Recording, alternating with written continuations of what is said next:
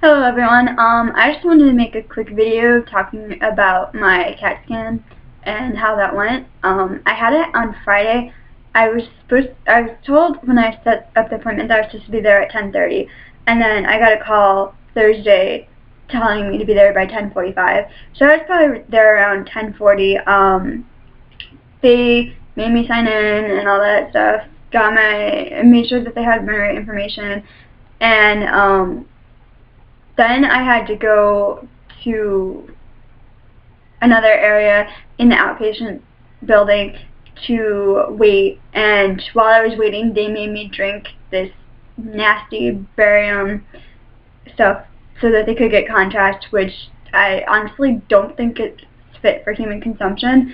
I can't even describe how it tasted other than flat out disgusting, unfortunately. And I had to drink 3 cups that were, I think, maybe like a third of the way full, and it was spread out over 15 minutes. I tried drinking it slow, and that was bad because it prolonged it, but then I tried to drink it faster, thinking maybe if I drank it quicker it would be better. That honestly made things way worse because it made me feel more like I was going to throw up, and it was more of a disgusting taste. I actually probably should have asked if I was allowed to drink anything to wash the taste down, but I didn't. So I was supposed to actually have the scan at 12 p.m. and I was told that I wasn't allowed to eat for 3 hours before that time. So I woke up with a stomach ache around, I think it was like a little after midnight. So, because of that, I had a hard time waking up, and then I woke up too late. But even if I hadn't, I don't know if I would have eaten anything, just because my stomach was already acting up, and I didn't want to have to, call and say that I couldn't make it to the scan because my stomach was messed up. Because then I would have had to reschedule, and I don't know how long that would have taken. I was told that my doctor should get the results on Tuesday, which was yesterday, so I called in between classes at, I think it was a few minutes after 3 o'clock, and apparently they hadn't gotten the results, so the person said that they'd call and get the results faxed over, but didn't take my number or make sure that they had my number to give me the results, which was kind of annoying. And then this morning, around 8:28, I was going to wake up at 8:30. My doctor gave me a call, and I was actually a nanosecond away from pressing reject instead of accept on my phone, which probably would have been a bad thing because that was an important phone call. But apparently they didn't find anything on the CAT scan, which means that I pretty much went through it for, well, not for no reason, but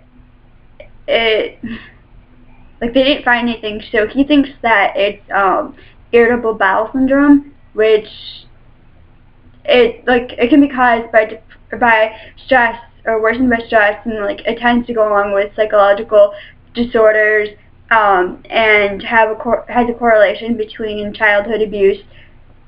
So, and I was looking at the results earlier because the symptoms and stuff, because I was too asleep when my doctor called me, because I think he pretty much woke me up, or I was just starting to wake up when he called me, so I didn't really think to ask what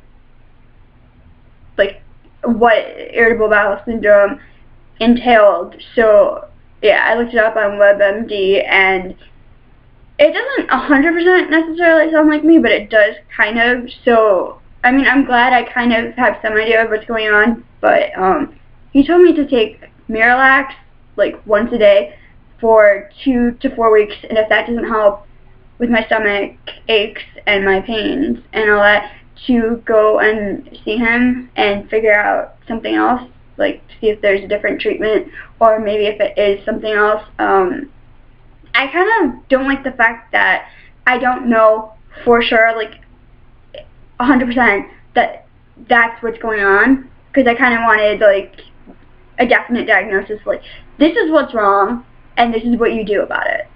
The kind of wishy-washiness, not so good for my anxiety, so that kind of sucks, but at least I have some general idea of what's going on, and it does seem to kind of fit me, so that's better than just pretty much being like, why the hell is my stomach so hypersensitive all the time? So, yeah.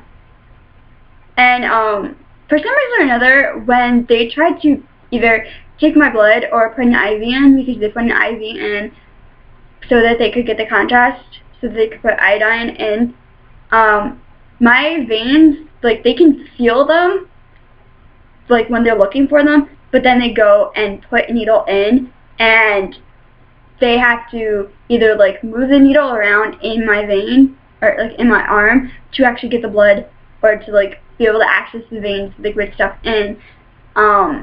And so I have a bruise from that. It's not that bad. I don't feel like showing it right now. But that hurt, and, like, she just said that I was the third patient that day who, like, they had trouble getting an IV in. And I'm just like, yeah. It doesn't surprise me that it was difficult for them to do that. And she said, actually, like, taking blood is supposed to be, like, the easy part, but putting an IV in is supposed to be harder, because taking blood, they're taking stuff out, but an IV, they're putting stuff in. So, yeah. This is, like, 6.5 minutes. I didn't necessarily mean for it to be this long, so I'm going to stop now. Alright, take care and stay strong, everyone. See ya.